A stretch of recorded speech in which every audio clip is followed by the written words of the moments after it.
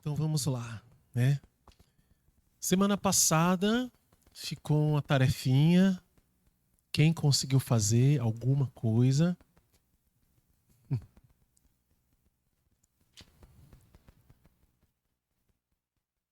Ninguém fez? Que bom, que bom. Encontrou dificuldade? No que seria a dificuldade? Pode falar, gente. Princípio eterno. Tá. Tem algumas palavras, alguns tinha mais princípio eterno do que outras coisas, do que Uhum. Algumas parecem ordem princípio.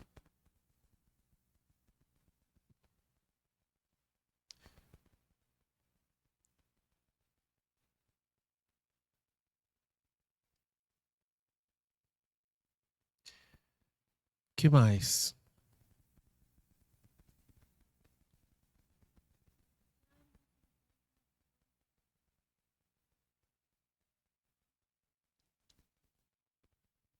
Romanos capítulo 7 teve dificuldade.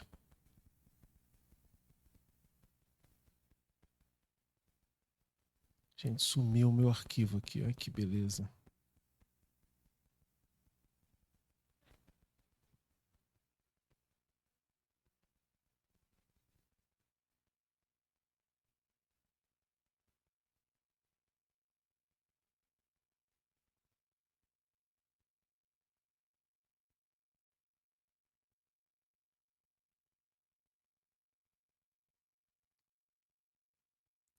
E quem comprou o livrinho e já começou a ler?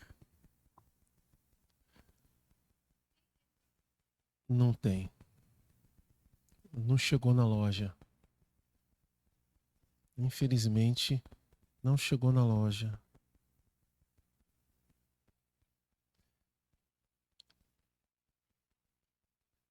Gente, meu arquivo sumiu. Vocês acreditam nisso?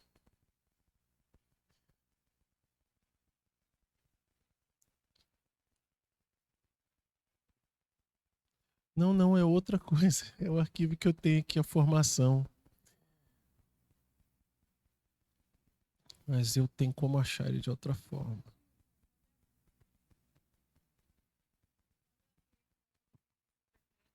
Hum, Pode haver ordem em princípio eterno. Vamos lá. O que você achou aqui? Desse modo, todos honrarão o filho.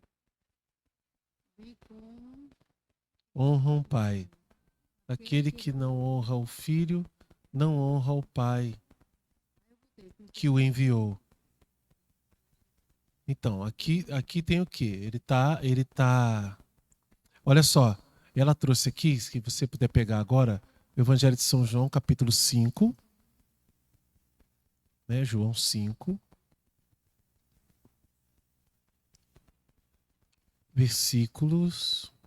versículo 23.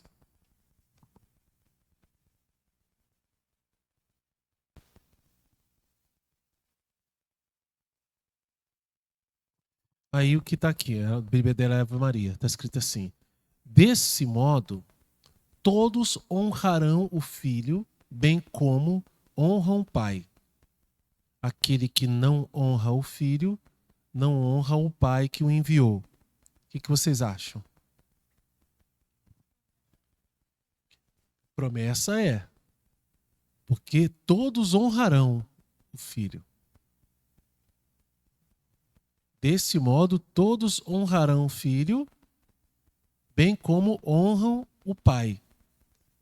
Aquele que não honra o filho, não honra o pai que o enviou. Além de promessa, o que mais?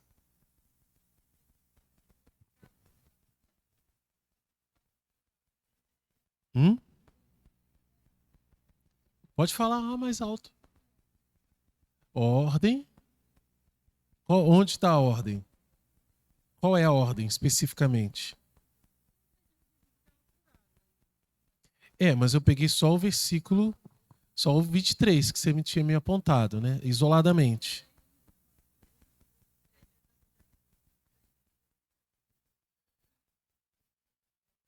a gente já viu que é uma promessa.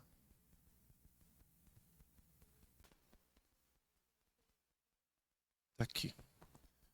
Tive que baixar de novo o arquivo. Bom, vamos lá.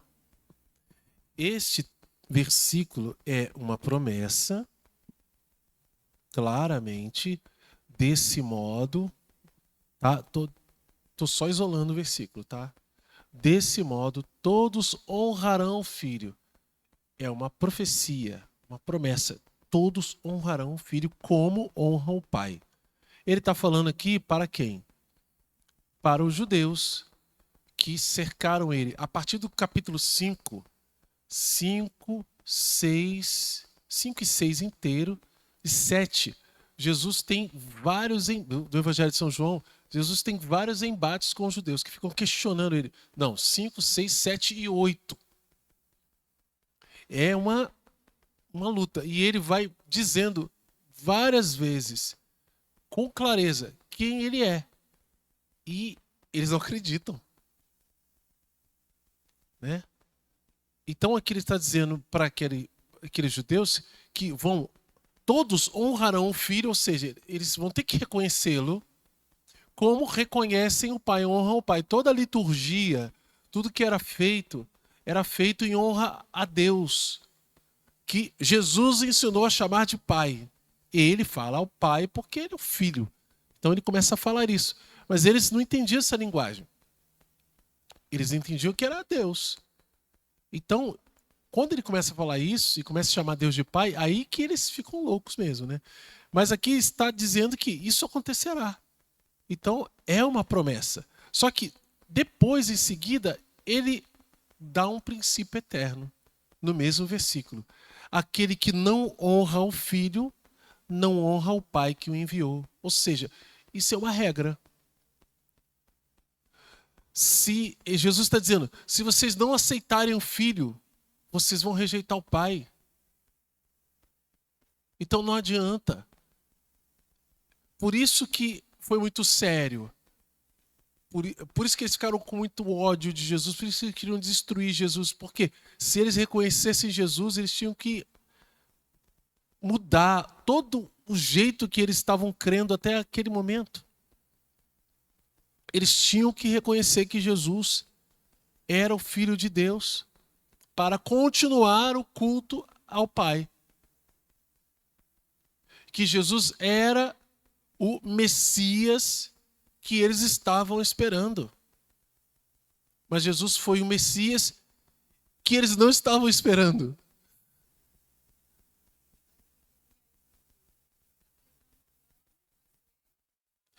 Essa é uma verdade que eles não vão poder mudar. Jesus está dizendo, aquele que não honra o Filho, não honra o Pai que o enviou. É um princípio eterno. Se você tirar um negativo, né? O não, e dizer assim, para honrar o Pai, é preciso honrar o Filho que o Pai enviou. Está dizendo a mesma coisa. Não é uma ordem porque ele não está obrigando. Ele não está dizendo honre o Pai, honre o Filho. Mas quando a gente vê esse princípio eterno, a gente entende que tem que seguir essa lei. É uma lei do reino. Não está me obrigando, mas se eu quero entrar no reino, eu tenho que honrar um filho. Senão eu não vou honrar o pai. Ok? Entenderam? Sim? Mesmo? Pronto. Aí você falou do versículo posterior, né? Em verdade vos digo, versículo 24. Quem ouve a minha palavra e crê naquele que me enviou, tem a vida eterna e não incorre na condenação, mas passou da morte para a vida. Isso é o quê? Oi? Promessa? Vou ler de novo. Gente, então, é por isso que nós, quando formos fazer o estudo bíblico, a gente precisa ler, e não somente na intenção de descobrir o que é em si, mas entender o que aquela palavra quer mesmo dizer, o que ela está dizendo. Ela está dizendo que, em verdade vos digo. Quando Jesus fala algo assim, em verdade, isso é uma espécie de juramento. É como que alguém dissesse assim, olha, te garanto, ó, vai por mim. Né? Quando você adverte a pessoa antes de falar, tipo, ó, esta palavra, você já ouviu isso, já leu isso na Bíblia. Esta palavra é digna de fé. São Paulo falava muito assim. Ele não falava em verdade. Isso aqui é algo que só Jesus falava. Você não vai encontrar isso na boca de mais ninguém. Alguns evangelistas, não São João, só repetem só dizem em verdade uma vez. Em verdade vos digo. São João diz, coloca 2 vezes, em verdade vos digo. Para assim, não há dúvida aqui. Então o que não há dúvida? Eu vos digo, quem ouve, ou todo aquele que ouve, quem ouvir. Jesus falou, quem ouve a minha palavra e crê naquele que me enviou, 2 coisas que eu preciso, ouvir e crer, tem a vida eterna e não incorre na condenação, mas passou da morte para a vida. É uma promessa? Ou é o princípio eterno? Dou-lhe uma!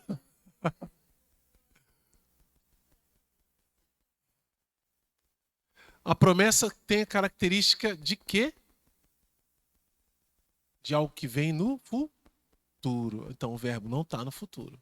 Está no... Você tem agora. Embora você possa assumir como uma verdade que te garante. Então, parece uma promessa. Se eu estou nela, eu tenho isso garantido. Só que Jesus está dizendo, já não é mais uma promessa. Você tem. Você já tem. Promessa você terá. Você terá. É claro que aquela promessa vai se cumprir, etc. Quando ela se cumpre, você se cumpriu. Tem promessas de Deus que se cumprem constantemente na nossa vida. Que se cumprem sempre. Só que aqui o verbo trata de algo que é agora. Que é imediato.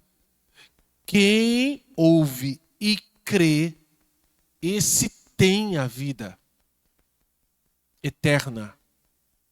E não incorre na condenação, não será condenado, mas passou da morte para a vida. Então, aqui, nesse versículo, olha quanta coisa nos é ensinada. Para além do, é princípio eterno. Mas que princípio é esse que eu estou crendo? Eu creio que se eu crer e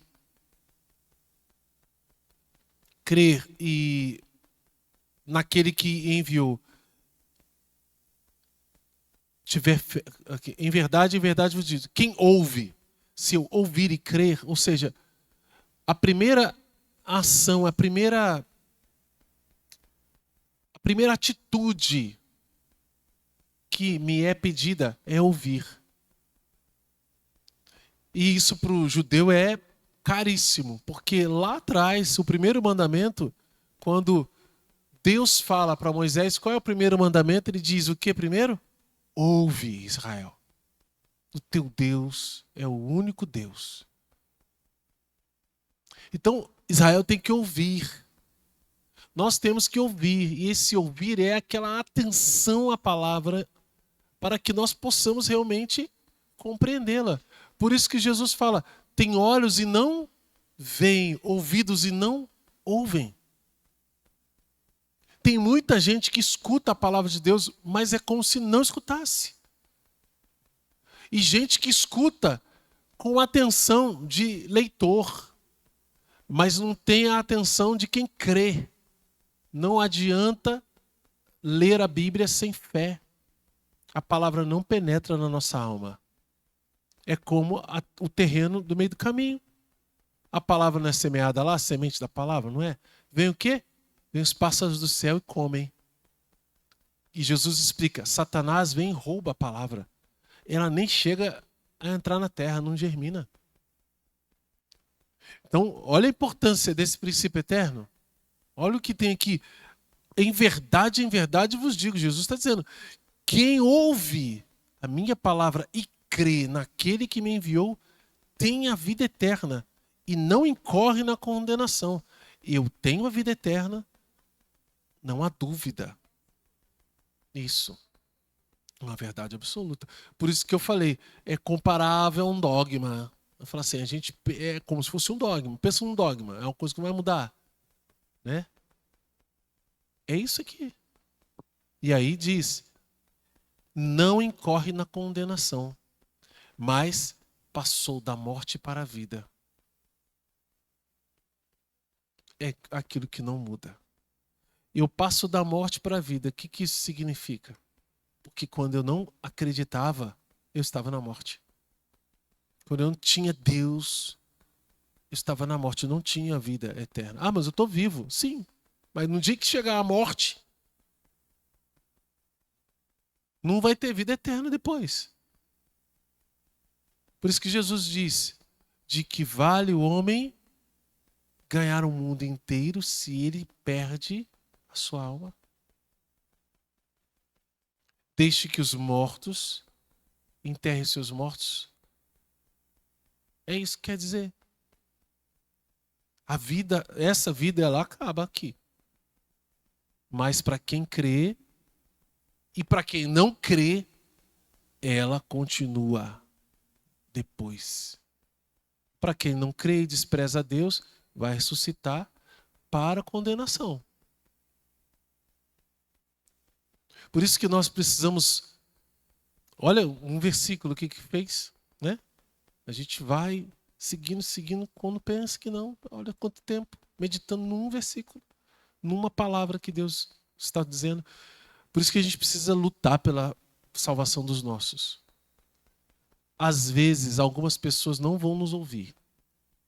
A gente batalha na oração, rezando, intercedendo por aqueles, porque alguém vai alcançar.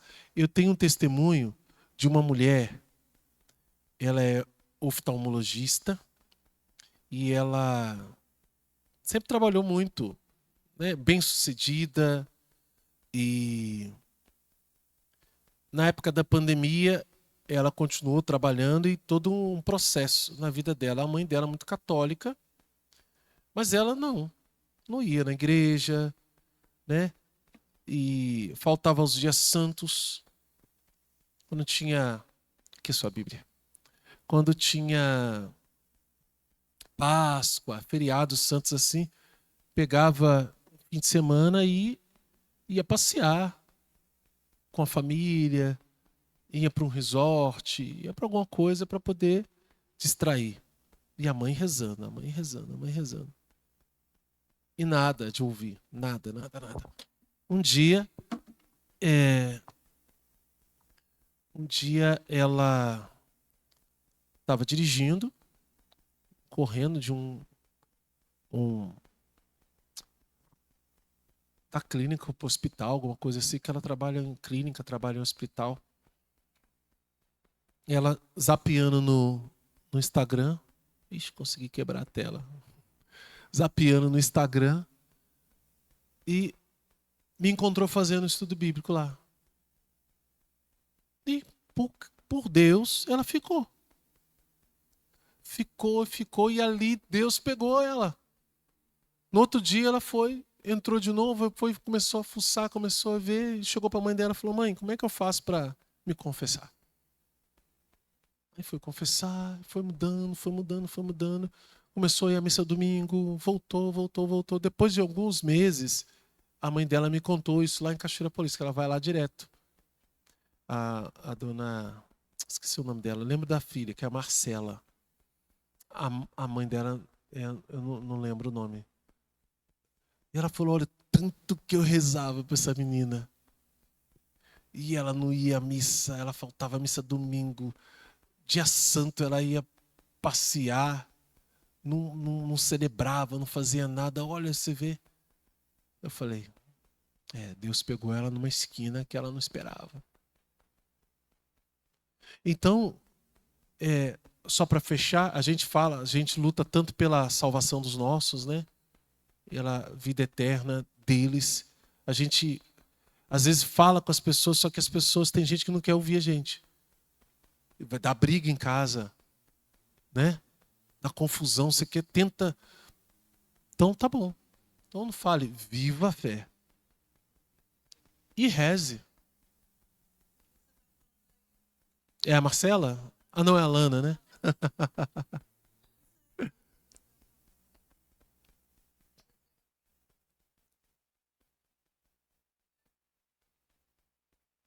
Pronto. Quando pensou que não, Jesus veio e pegou.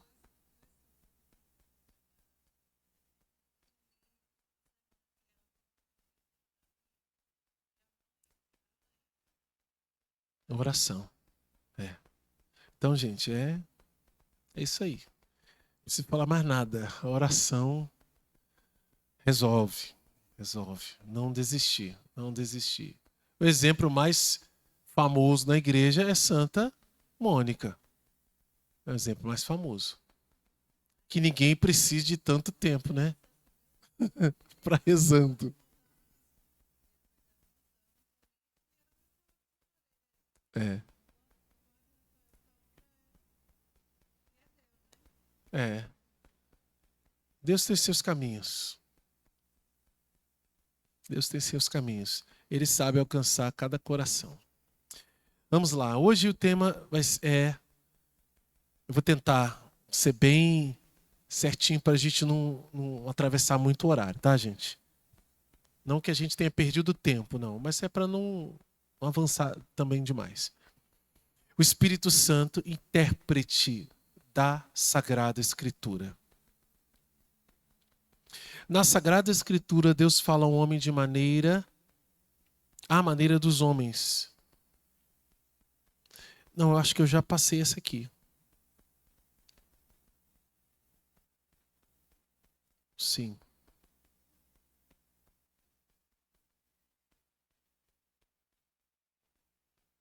Deixa eu só conferir aqui se eu já não trouxe um pouco desse conteúdo aqui.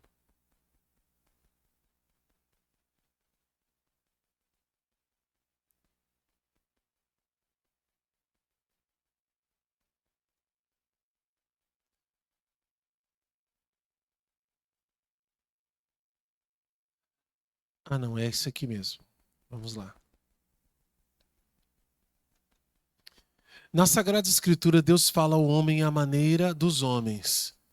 Para bem interpretar a Escritura, é preciso, portanto, estar atento àquilo que os autores humanos quiseram realmente afirmar e àquilo que Deus quis manifestar-se nas palavras deles.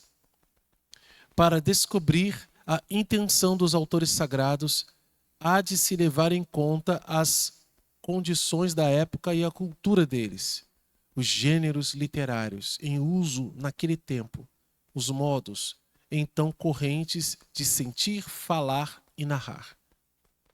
Contexto histórico.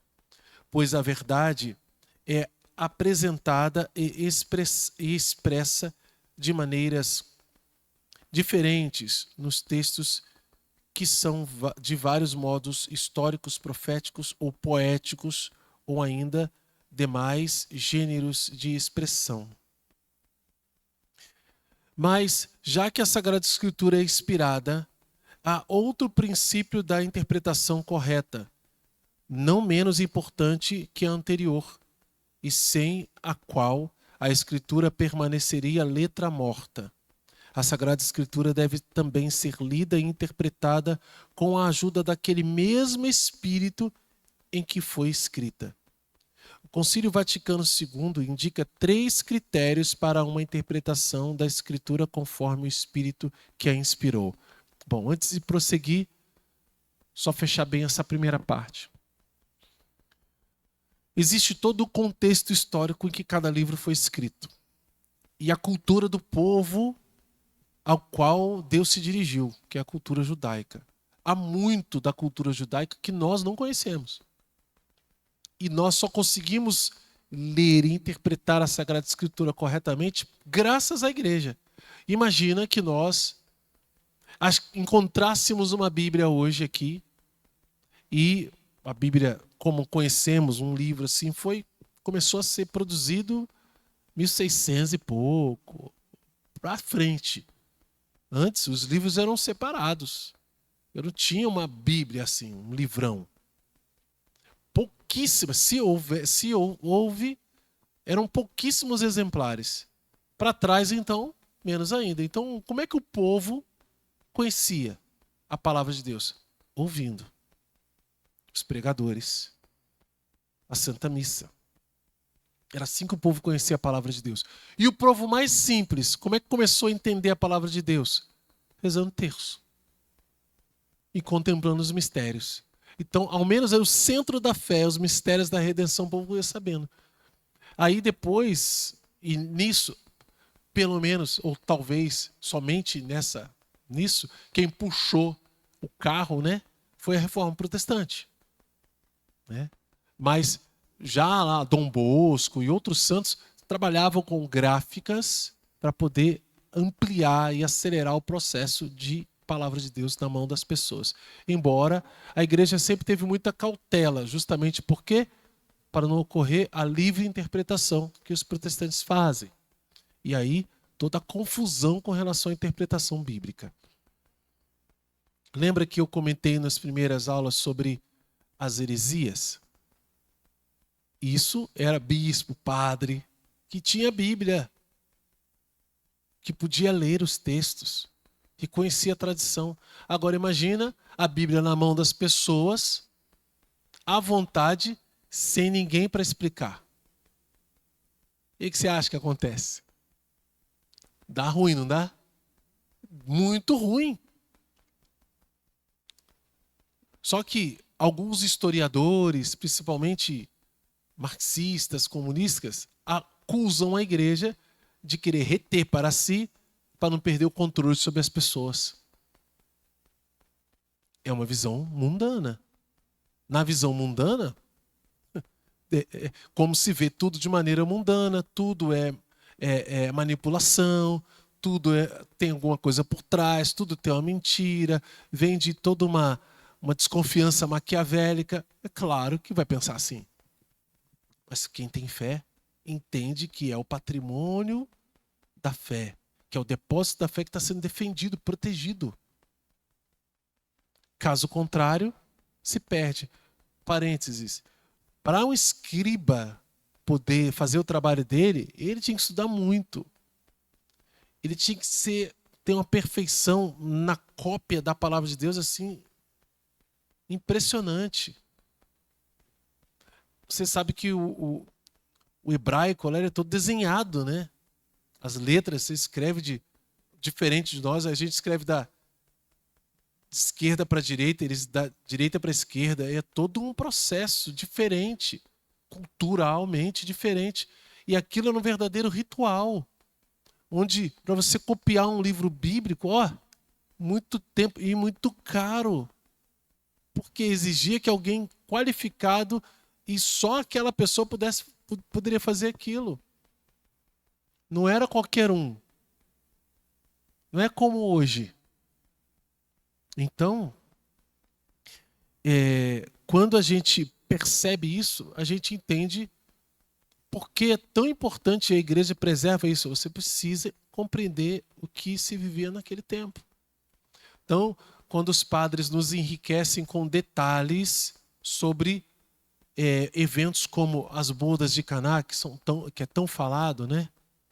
Aquelas talhas que o próprio texto diz que era para purificação, ou seja, era talha para lavar a mão, gente.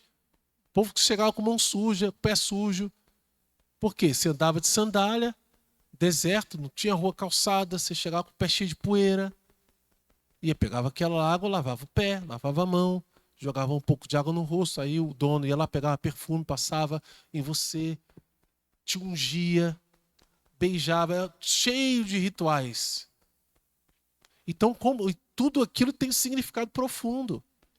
Então, entender isso enriquece ainda mais a nossa compreensão do que Deus quer nos dizer com cada gesto.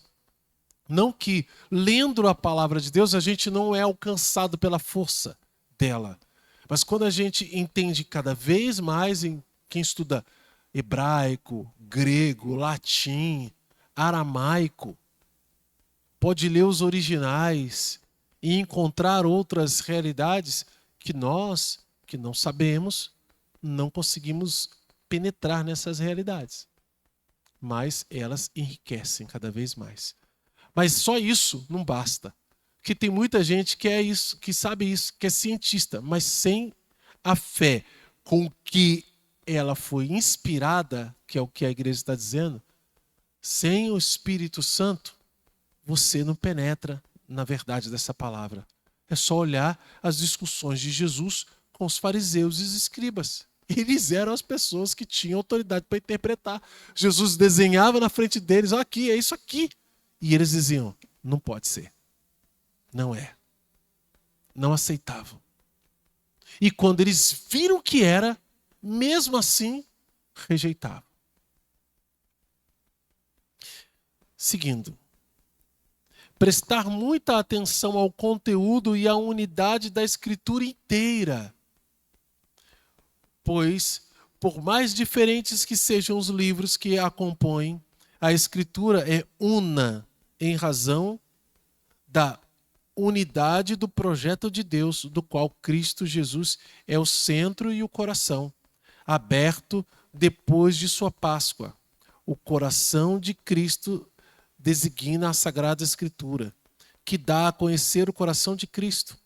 O coração estava fechado antes da paixão, pois a Escritura era obscura, mas a Escritura foi aberta após a paixão, pois os que a partir daí têm a compreensão dela, consideram e discernem de que maneira as profecias devem ser interpretadas. Então, o centro da revelação de Deus está no mistério pascal de nosso Senhor Jesus Cristo. Por isso, a maior festa da nossa fé é a Páscoa, não é o Natal. O Natal é importantíssimo. Mas se não houvesse Páscoa, de que ia valer o Natal se ele não ressuscitou? São Paulo fala isso, né? Se Cristo não ressuscitou dos mortos, nós somos, de todos os homens, os mais dignos de pena. Porque acreditar nisso, dar a vida por isso. Mas não, ele diz, Cristo ressuscitou verdadeiramente. E aqui mais um parêntese para falar dessa unidade da Escritura inteira. Os evangélicos também acreditam nessa unidade da Escritura, nessa ligação.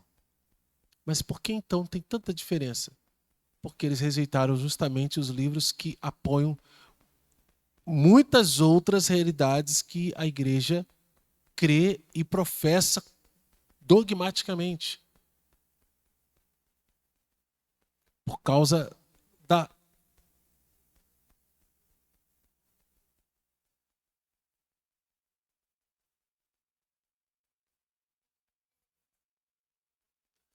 Sim, é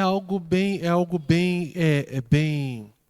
Por que o Antigo Testamento está mais na boca dos evangélicos, dos protestantes? Justamente porque eles pegaram os livros da tradição judaica, dos judeus que não aceitaram a tradução dos 70, que foram homens escolhidos pelo um dos imperadores romanos para traduzir livros da cultura judaica, da religião judaica, que não estavam dentro do território de Israel. Então, para o judeu, aquele livro é apócrifo. Então, para poder seguir essa linha e rejeitar aquilo que estava na igreja católica, eles falam, não, esse aqui não vale. Tem que ir lá para a raiz, porque a igreja se corrompeu. Vamos lá para o original, vamos tirar esses livros aqui, vamos ficar só com aqueles. O mesmo dos judeus. Pois é, os mesmos judeus que rejeitaram Jesus. Só que existem trechos e muita coisa na tradição católica que vem justamente dos livros rejeitados pelos judeus e pelos protestantes. Os apóstolos conheciam essa tradição e a usavam como parâmetro. A igreja não ia pegar esses livros à toa. Por isso que só a Escritura não pode ser a base da nossa fé. Se um dia viesse uma perseguição e destruísse todas as Bíblias do mundo, você ia crer como? Como você ia perseverar na fé? Você tem a igreja, você tem a tradição. A palavra de Deus, ela está no coração, claro. Os evangelhos podem dizer a mesma coisa. Nós temos sim, mas nós temos tudo. Temos sacramento. Nós temos, inclusive, condições de tantos homens e mulheres que eu não tenho essa memória, eu queria ter. Como a igreja fala de Santo Antônio. Santo Antônio conhecia tanto a palavra de Deus que as pessoas próximas a ele acreditavam que ele seria capaz de reescrevê-la inteirinha. Não duvido não, gente. Não duvido não. Tem muitas. O Padre Jonas, meu Deus do céu. Uma memória para a palavra de Deus assim, impressionante. Então, a unidade da Escritura inteira, um livro não vai contradizer o outro. Se ele diz algo que parece soar estranho, de acordo com o que se lê no Novo Testamento, eu preciso olhar o contexto da época, histórico. Mas, para dar um exemplo clássico que todo mundo conhece, acho que eu já falei isso aqui, o sacrifício de Abraão, de Isaac, né? Abraão caminha 3 dias, leva o seu filho, não tem o cordeiro de sacrifício. Quem está levando a madeira? Quem? Isaac. O pai está levando a faca. Chegando lá, quem vai para o sacrifício? Isaac. Quem vai sacrificar? O pai. Aí, na hora, o anjo fala, não, agora eu sei que você teme a Deus. Lá no Novo Testamento, quem é que vai carregando a madeira? Jesus. Ele se sacrifica ao Pai em nosso lugar. É tudo igualzinho, perfeitinho? Não, mas é prefiguração, é sinal claro, concreto, a ligação da Sagrada Escritura. Fora tantos outros textos bíblicos que são assim. Ler a Escritura dentro da tradição viva da igreja, consoante o que os padres falam. Tem aqui em latim, que eu não sei ler em latim, mas a tradução está aqui. Com efeito, a Sagrada Escritura está escrita para o coração da igreja, está escrita mais no coração da igreja do que nos instrumentos materiais. Essa é a citação dos padres. Lê a Escritura dentro da tradição viva da igreja. Por quê? Porque a Sagrada Escritura está escrita mais no coração da igreja do que nos instrumentos materiais. Qual que é o instrumento material que ela está falando? Com efeito, a igreja leva em sua tradição a memória viva da palavra de Deus e é o Espírito Santo que lhe dá a interpretação espiritual da Escritura, segundo o sentido espiritual que a igreja a dá. Estar atento à anagogia da fé. Por anagogia da fé, entendemos a coesão das verdades da fé entre si e no projeto total da revelação. E aqui vem algo que para nós é muito importante também. Segundo a antiga tradição, podemos distinguir dois sentidos da Escritura: o sentido literal e o sentido espiritual. Por exemplo, a gente lê um texto bíblico aqui, um versículo bíblico. Existe o sentido literal, aquilo que Jesus está falando mesmo. Mas o que é que espiritualmente isso impacta na nossa vida? Uma reação. Provoca em nós uma ação. Por quê? Porque nós queremos a vida eterna. Porque nós entendemos que aquilo é um princípio eterno. Promessa, ordem, princípio eterno é dar sentido espiritual àquilo que nós lemos na palavra de Deus de maneira literal e espiritual também. E claro, depois o quê? A mensagem de Deus e pô-la em prática em nossa vida. Sendo que esse último sentido espiritual pode ser subdividido em alegórico, moral e analógico. A concordância profunda entre os quatro sentidos garante toda a sua riqueza à leitura viva da Escritura da Igreja. Sentido literal, espiritual sendo alegórico, moral e analógico.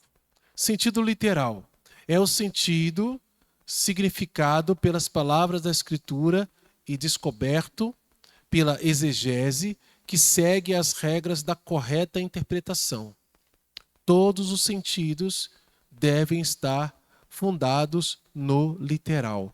Eu não posso ler a Bíblia e colocar um sentido espiritual antes do literal. Eu preciso entender o que aquelas palavras estão dizendo de maneira literal primeiro. Por exemplo, não matarás.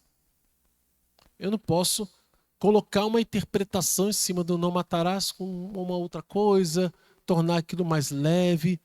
Não, está escrito não matarás. Não tem outra coisa ali. É não matar. Entende? Então eu não posso dobrar a palavra de Deus. É o que os espíritas fazem. Foi o que os mormons fizeram. Pegaram a Bíblia e reescreveram do jeito deles. Muita gente católica, aqui tem muita gente católica que vai ao espiritismo e acha que lá está lendo a Bíblia. Não está. E fora outras formas de espiritismo, de ocultismo, né? E aí vem imagem de santo, lá em centros de Umbanda, etc. Não está. Reza o Pai Nosso. E daí? Então, isso é muito sério. O sentido espiritual. Graças à unidade do projeto de Deus, não somente o texto da Escritura, mas também as realidades e os acontecimentos de que ela fala podem ser sinais. Aí o primeiro sentido espiritual, sentido alegórico. Podemos adquirir uma compreensão mais profunda dos acontecimentos, reconhecendo a significação deles em Cristo. Assim, a travessia do Mar Vermelho é um sinal da vitória de Cristo e também do batismo. Ok? Compreenderam? É um sentido alegórico. Quando você vê o povo passando pelo Mar Vermelho, a pé enxuto, saindo, fugindo do Egito, aquilo significa o quê? Alegoricamente, quando a gente olha para o Novo Testamento, para a nossa vida hoje. Significa que o povo passou da escravidão para a liberdade. Só que em Cristo, essa escravidão era o pecado e a liberdade é a vida eterna. E essa passagem é da morte para a vida. Nesta vida a gente está o quê? Passando no meio desse mar. Quem abriu o mar? O novo Moisés, Jesus. Nós estamos passando por ele. A arca de Noé é a figura da igreja. Porque o mundo inteiro estará condenado, mas quem estiver na arca estará salvo. Quem crer e for batizado será salvo. Quem não crer já está condenado. Está em João capítulo 3. A arca de Noé está lá no livro do Gênesis. E a salvação está em Apocalipse.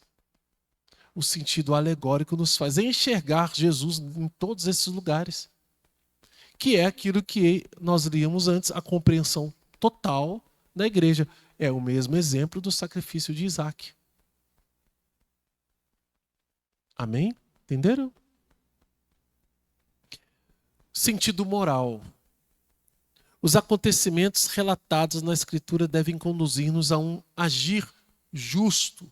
Eles foram escritos para a nossa instrução.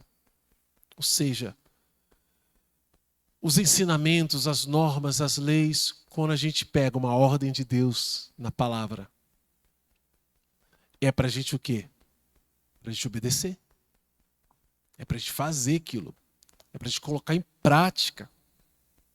Então, o método do Padre Jonas nos ensina a entrar nesse sentido moral. O que eu preciso fazer a partir disso? Quando eu leio aqui na Bíblia o Sermão da Montanha, felizes os puros de coração, os misericordiosos, aí eu leio aquilo e fico, nossa, felizes, felizes, felizes. E aí, na minha vida, eu tenho a oportunidade de perdoar alguém que me ofendeu. Moralmente, eu passo a viver perdoando, sendo misericordioso, porque eu sei que quem é misericordioso alcança misericórdia. Aquilo vai mudar a minha forma de enxergar as faltas que as pessoas cometem contra mim. Vai mudar a forma de eu rezar o Pai Nosso mais atento. Vai começar a transformação da minha vida. Moralmente, eu vou agir de maneira diferente. A pessoa que antes estava entregue aos vícios e bebia, sempre escutou que era ruim, que era mal para a saúde e tal. Às vezes nem por causa da saúde dela, mas porque ela ouviu a palavra de Deus. Quando fala dos vícios, quando fala dos frutos da carne, e que aquele que estiver naqueles vícios não vai entrar no reino dos céus, ela, nossa, o que eu estou fazendo? Eu preciso mudar. Eu preciso ser diferente. Quando alguém escuta que é pecado faltar à missa no domingo e de repente uma luz se acende lá no coração, fala assim, nossa, o que eu estou fazendo? Vou confessar, vou voltar à missa. Sentido moral. Porque nos faz agir de maneira justa, de acordo com a palavra que a gente escutou. Sentido anagógico. Podemos ver realidades e acontecimentos em sua significação eterna, conduzindo-nos à nossa pátria. Assim, a igreja na terra é sinal da Jerusalém celeste. É um dos sinais. Mas aqui se encaixam perfeitamente o quê? Os princípios eternos. Porque são normas, regras do reino de Deus já vigentes aqui. E algumas delas não vão passar daqui para lá. E outras vão permanecer lá. Quando a gente fala princípio eterno, a gente tem que tomar cuidado para não pensar que esse princípio eterno é para sempre. Não, é uma lei do reino. Tem leis do reino que só vão funcionar aqui. Por exemplo, quando Jesus responde para os fariseus que querem pensar dos seus, querem pegar ele numa palavra e fala assim, um homem tinha uma mulher, casou com ela, aí morreu, não deixou descendente, mas ele tinha um monte de irmão. Aí os irmãos foram casando com ela, todo mundo foi morrendo, ninguém deixou descendente, os 7 casaram com ela, morreram, depois morreu ela. No céu, ela vai ser esposa de quem? Aí Jesus, vocês entenderam? Foi nada. Não entenderam nada. No céu, ninguém se casa nem se dá em casamento. Vão ser todos como os anjos. Vão ser como anjos. O anjo, ele não é sexuado. Mas aí você para pensar e fala assim, ué, mas Deus falou que o casamento é indissolúvel? Até que a morte separe? Sim, mas no entanto, tem um princípio eterno que diz o quê? Não cometerás adultério. Que é uma ordem, mas também diz, aquele que cometer adultério é aquele que ficar com a mulher que dispensada por outros comete adultério. É um princípio eterno. Então a palavra eterno não significa que lá no céu também está valendo. Tem coisa que lá não vai valer mais, porque passa. É para a realidade deste mundo, mas o reino começou a ser implantado aqui. São Paulo diz o quê? As profecias passarão. A ciência passará. Os dons passarão. Mas a caridade, não. A esperança passará.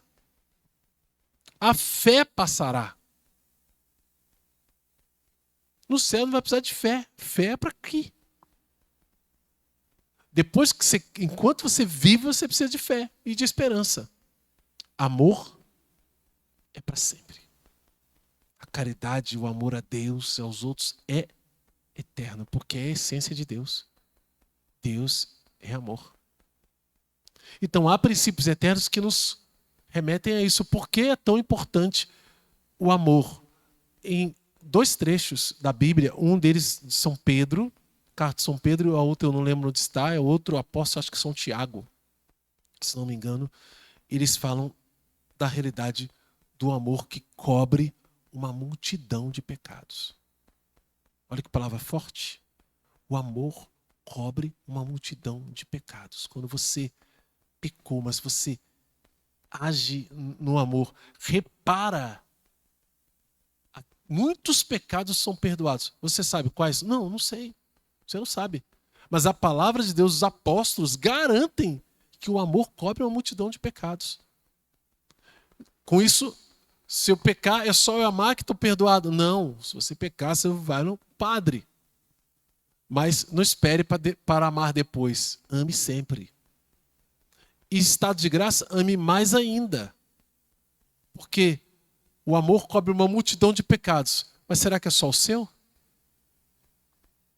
Ou Deus não usa isso para também salvar mais? Veja, se Deus é amor e deu seu Filho para nos amar, Romanos capítulo 8, como que com Ele não nos daria tudo? Eu não estou inventando nenhuma teologia, tá? Estou dizendo que a palavra de Deus diz que o amor cobre uma multidão de pecados. O que Deus vai fazer com esse amor? É com Ele. Eu vou fazer minha parte em amar. E se eu interceder, quem reza pelos outros, quem intercede, quem sacrifica pelos outros, está amando. E Deus pode salvar. Quando você rezava pela sua filha, estava o quê? Rezando porque não gostava dela? Ou estava rezando porque a ama? A oração, segundo a oração e a instrução, quando você fala de Deus para alguém, segundo o Papa Bento XVI, é a maior caridade que você pode fazer para alguém. É ensinar Deus.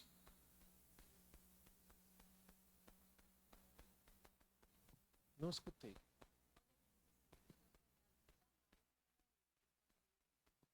Uma promessa.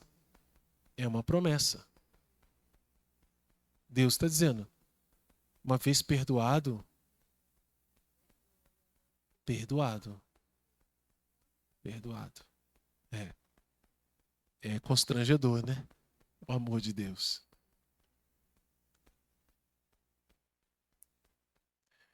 Vamos lá, que a hora já avança.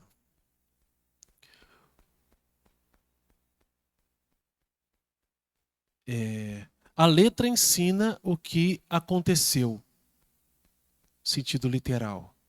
A alegoria, o que deves crer, sentido alegórico, anagógico. A moral, o que deves fazer. A anagogia, por onde deves caminhar. Vou repetir. Isso aqui é um ditado medieval. Vale a pena você anotar. A letra ensina o que aconteceu. A alegoria, o que deves crer. A moral, o que deves fazer. E a anagogia, para onde deves caminhar. Muito bonito, né? Depois, qualquer coisa vai estar na gravação. É dever dos exegetas esforçar-se dentro dessas diretrizes para entender e expor com maior aprofundamento o sentido da Sagrada Escritura, a fim de que, por seu trabalho, como que preparatório, amadureça o julgamento da Igreja, pois todas estas coisas que concernem a maneira de interpretar a Escritura são sujeitas, em última instância, ao juízo da Igreja, que exerce o divino magistério e mandato do guardar e interpretar a palavra de Deus. Como é que isso acontece na prática, né? Quem que é que julga? Vamos supor que aqui na diocese um padre tenha uma iluminação e comece a fazer um tipo de pregação que é diferente de todos os outros. Mas é bonito, é aceito, é aquela coisa assim que encanta. Mas assim, ninguém nunca falou aquilo. Com aquele detalhe, com aquela situação. Primeiramente, se isso levantar alguma dificuldade, o bispo é quem tem a autoridade e o dever de chamar o padre e falar assim: me esclarece um pouco mais isso aqui que você está dizendo. É bonito e tudo mais, mas e isso, por quê? Não se engane, gente, nenhum bispo é eleito assim, sem ele ter um vasto conhecimento de muita coisa na história da igreja. E a partir da eleição aí que ele estuda mesmo. Então não é um Zé Ninguém. Então ele vai pegar o padre, vai chamar e ó, me diga. Se precisar, um exegeta que ele conhece, vai chamar para perto, a poder ver se aquilo não está fugindo, ou se aquela novidade, entre aspas, se aquela iluminação daquele padre, ou leigo, quem quer que for, um teólogo, não está levando, não levará, não corre risco de levar a igreja para outro lugar, outro canto. Talvez você já deve ter ouvido falar que, na verdade, na multiplicação dos pães, Jesus fez um incentivo à partilha. Com aquele incentivo, as pessoas foram tirando os pães e foram partilhando, e aí todo mundo comeu. Infelizmente, eu já ouvi isso de padres. Isso é um pensamento de teologia da libertação, fora tantas outras realidades, em que se esvazia o espiritual para ficar só no social. Só no social. Muitos padres não dizem que aquilo não era milagre. Não foi um milagre. Está errado. É necessário crer com a igreja, gente. Com a igreja. A igreja, não existe essa contradição, essa disputa. Não. A igreja tem a sua diretriz, né? Como nós lemos aqui nas linhas anteriores, né? A letra ensina o que aconteceu, a alegoria, o que deves crer, a moral, o que deves fazer, a anagogia, por onde deves caminhar. Aí os exegetas, eles vão ler à frente, vão encontrar novos caminhos, vão descobrir coisas, mas tudo isso vai ser submetido à igreja. Aí eu falei que deu um exemplo daqui, né? que o bispo tem essa autoridade. Mas, em termos gerais, existem dicastérios, hoje é o nome que fala, né? Que salvaguardam a interpretação da palavra de Deus. Existem documentos, tem um documento que eu não trouxe aqui, que fala da palavra de Deus também, da interpretação bíblica. Tem a Dei Verbo, que é o documento mais importante. Tem muita coisa da Dei Verbo aqui, no que eu estou lendo para vocês também.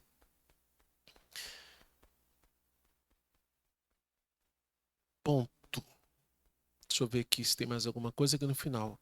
Eu não creria, aqui, o Santo Agostinho, eu não creria no Evangelho se a isso não me levasse à autoridade da Igreja Católica.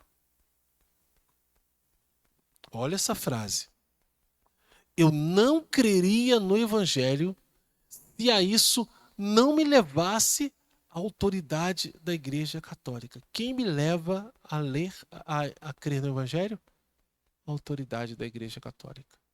Isso, para o mundo moderno, questionador, é uma loucura. Você é um alienado. Você é um próprio coitado. Ter fé nos tempos de hoje não é fácil, não. Não é só por causa das situações, dos pecados do mundão, que a gente deve resistir às tentações. Não é só por isso.